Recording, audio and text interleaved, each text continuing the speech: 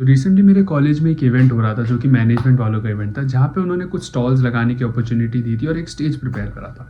तो जब मैं वहाँ पे पहुँचा, मैंने देखा कि बहुत सारे लोग वहाँ पे परफॉर्म कर रहे हैं एंड आई नो कि मैं उनके लेवल तक या उनसे अच्छा परफॉर्म कर सकता हूँ, पर मेरे को एक शाइनेस थी अंदर ही अंदर, एक एंग्जाइटी थी कि यार इन सबके सामने परफॉर्मेंस कैसे होगी। तो मेरे दोस्तों ने देखा कि वहाँ पे लोग गाना गा रहे हैं, तो उन्होंने मेरे को बोला कि यार जरिन जाके गा, तेरे को गिटार बजाना आता है, तू अच्छा गाता भी है, जाके गा। बट मेरे अंदर वो एंग्जाइटी थी, तो मैंने उन्हें टालने की कोशिश करी। मैंने उन्हें बोला कि यार देख, अभी गिटार नहीं है यहाँ पे, और जैसे ही गिटार आएगा मैं गाऊंगा। और पता नहीं कैसे परमेश्वर की दया से तुरंत ये बोलने के 1 सेकंड बाद एक और बंदा आया और उसको गिटार मिल गया और वो स्टेज पे जाके गिटार पे गाने लगा। तो मेरे दोस्तों ने मेरे को बोला कि तुझे गाना पड़ेगा, तो मैं चला गया। मतलब मैंने फर्स्ट स्टेप ले लिया क्योंकि मेरे को बहुत एंजाइटी फील हो रही थी, मेरे को लग रहा था कि मैं क्या ही करूँगा। तो मैंने एक लंबी सांस भरी, मैं गया एंड मैंने वहाँ के होस्ट को बोला कि मेरे को परफॉर्म करना है, उन्होंने बोला कोई दिक्कत नहीं। एंड मैं बैठा, तो मैंने स्टार्ट करा एक इंग्लिश हिंदी मैशअप से, जो कि तुम्हें पता होगा, मैंने इस चैनल पे भी डाल रखा है, समवेयर ओनली वी नो एक्स तुम हो। तो वो गिटार अनट्यून्ड था, ठीक है। मैंने जैसे ही वो स्ट्रम करना शुरू करा, मैं समझ गया कि ये गिटार अनट्यून्ड है and still I somehow sang it. और पूरा परफॉर्मेंस मेरा अनट्यून्ड गिटार पे ही था। तो मैंने गाना गाना शुरू करा, तो जैसे ही इंग्लिश गाया, पीपल वर लाइक हाँ ठीक है ठीक है, और जैसे ही हिंदी में स्विच हुआ, ऑडियंस आने लगी and they were enjoying it. तालियां वालियां मारी, मेरा कॉन्फिडेंस बूस्ट हुआ। फिर मैंने almost like somewhere only we know एक्स तुम हो, फिर मैंने शायद जो तुम मेरे हो, उसके बाद मैंने परफॉर्म करा आदत। आदत पे तो जैसे ही मैंने वो मेन वाला पार्ट गाया, ए हे वाला, उस पे लोग बहुत ज़्यादा इम्प्रेस हो गए थे। उसके बाद मैंने गाया अलग आसमां, फिर फाइनली मैंने गाया ओरे पिया just to finish it all off. तो हुआ क्या कि जब मैं ये सब करके निकला, मेरे को बहुत सारे लोग मिले, मेरे ही क्लासमेट्स जो मेरे को जानते हैं, जिनको मैं नहीं जानता वो भी। उन सब ने आके मेरे को एक ही चीज़ कही कि भाई तू बहुत बढ़िया गाता है, इतना अच्छा गाता है, तो बीटेक कर ही क्यों रहा है। Even the host said these exact line to me कि यार तुम कहाँ आ गए बीटेक में, तुम इतना अच्छा गाते हो। तो आई वॉज लाइक कि थैंक यू, बट मेरा इंटेंशन नहीं था बीटेक में आने का, वो एक अलग स्टोरी है, ठीक है। तो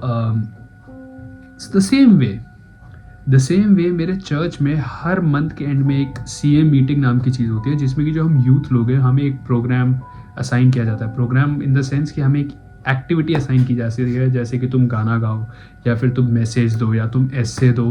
तो इस तरीके के चैप्टर बाय हार्ट हो गए, इन सारी चीज़ों से बिब्लिकली रिलेटेड चीज़ों पे तुम्हें एक्टिविटीज़ दी जाती है। तो इन सारे इवेंट्स में मैंने पार्टिसिपेट करा है बचपन से, ओके।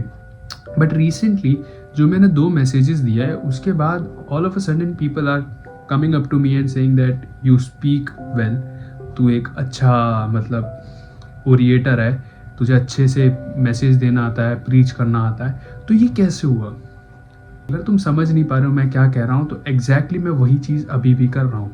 और मैं तुम्हें यही समझाना चाह रहा हूँ कि ये चीज़ कैसे आती है, कि जो फियर ऑफ पब्लिक स्पीकिंग है उसे कम कैसे करें। देखो, मैं कोई गोटेड बंदा नहीं हूँ इस चीज़ में, मैं अभी भी एंक्शस होता हूँ। मैंने जैसे तुम्हें एग्जांपल दिया कि अभी रिसेंट कॉलेज वाले इवेंट में एंक्शस था। क्या मैंने मैसअप करा? जी हाँ करा। मैं बहुत जगह फंबल भी करता हूँ, but it's the very act of doing it which makes the fear run out. देखो, अगर तुमने बचपन में कभी लिखना सीखा होगा, ऑब्वियसली लिखना सीखा होगा, वरना तुम कमेंट भी कैसे कर लेते और तुम ये वीडियो समझ भी कैसे पाते। ऑब्वियसली सीखा तुमने, ठीक है। तो जब तुमने बचपन में लिखना सीखा था, जब तुम्हारे माँ बाप ने तुम्हें पेंसिल पकड़ाई थी या स्कूल में पेंसिल पकड़ाई गई थी, तो क्या तुमने पकड़ते ही लिखना सीखा था? बिल्कुल नहीं। तुमने धीरे धीरे उसमें स्लैंटेड लाइन्स बनाए, स्ट्रेट लाइन बने, स्लीपिंग लाइन बने, ये सारी चीज़ें करके तुमने अल्फ़ाबेट सीखे। फिर अल्फ़ाबेट्स में भी तुमने कैपिटल, स्मॉल सीखा, फिर उनको जोड़ के वर्ड सीखा, A for apple, B for ball, C for cat. उसके बाद उनको जोड़ के सेंटेंस बनाना सीखा, फिर सेंटेंस के साथ साथ तुमने ग्रामर सीखा। और इस वे में तुम ये सारी चीज़ें लर्न करता। तो क्या तुम्हें पहले पॉइंट पर परफेक्शन मिल गई थी? बिल्कुल नहीं। पर जैसे ही तुम ग्रो करने लगे, तुम्हें मिल गया यूट्यूब का सहारा। अब तुम हर चीज़ का ट्यूटोरियल यूट्यूब पे सर्च कर लेते हो। कुछ नहीं आता, यूट्यूब पे सर्च कर लिया। कुछ नहीं, ये समझ नहीं आ रहा, यूट्यूब पे सर्च कर लिया। तो इसी की वजह से कहीं ना कहीं हमारे दिमाग में बैठ चुका है कि हमें परफेक्शनिज्म चाहिए at the first step itself, जो कि पॉसिबल ही नहीं है। अगर तुम्हें पब्लिक स्पीकिंग में डर लगता है, इसका इकलौता सोल्यूशन ये है कि तुम्हें वो और करना पड़ेगा। मुझे पता है, जो फर्स्ट स्टेप लेना होता है, जब तुम्हें एंजाइटी फील हो रही होती है, जब तुम्हें पैनिक अटैक फील हो रहा होता है कि ये कैसे होगा मेरे से, वो जो फर्स्ट स्टेप लेना होता है ना, वही सबसे टफ चीज़ है, और वही सबसे बोल्ड मूव है, और वही सबसे ज़्यादा करेज रिक्वायर करती है। और वही एक स्टेप तुम्हारा पूरा एक्टिविटी डिटरमाइन करता है। मेरी बात मानो, जब भी तुम्हें नेक्स्ट टाइम वो मौका मिले कोई भी पब्लिक इवेंट में कुछ भी करने का, अगर तुम्हें हेजिटेशन फील हो रही है, मेरी बात मानो, एक लंबी सी सांस भरो और अपने कदम बढ़ाना शुरू कर दो। बस तुम चलते चले जाओ और वहाँ जाके पहुँच जाओ जहाँ पे तुम्हें इवेंट में पार्टिसिपेट करना है। उसके बाद जब तुम अपना नाम लिख दोगे और तुम करने जाओगे, पहले तुम्हें हेजिटेशन होगी, but at the very next moment तुम ऑटोमेटिकली उस एनवायरनमेंट में एडजस्ट हो जाओगे। जो मेरा पहला गाना था वो इतना खास नहीं था, पर जैसे ही मैं उस गाने के साथ एडजस्ट हो गया एनवायरनमेंट में, लोगों को मैंने देखा कि वाइब कर रहे थे, क्योंकि वहाँ के लोगों को पता ही नहीं है गिटार ट्यून नहीं है। कितने लोगों ने गिटार छुआ होगा वहाँ पे उस भीड़ में? मुश्किल से 3 लोग थे, एक मैं था और 2 ऑडियंस में खड़े थे जिन्हें मैं जानता हूँ कि गिटार बजाते हैं। उन्हीं को पता है कि गिटार ट्यून नहीं है, बाकी किसी को पता ही नहीं है। वो तुम्हारा कॉन्फिडेंस है जो लोग रेसिप्रोकेट करते हैं। तुम समझ रहे हो? अगर मैं ये चीज़ कॉन्फिडेंटली तुम्हें इस वीडियो के थ्रू बता रहा हूँ तो तुम रेसिप्रोकेट कर पाओगे, बट यहीं अगर मैं तुम्हें डरा डरा बताऊंगा तो तुम यही कहोगे कि ये बंदा खुद श्योर नहीं है, मुझे क्या सिखाएगा। तुम समझ रहे हो? So the main step to overcome public speaking is to do it.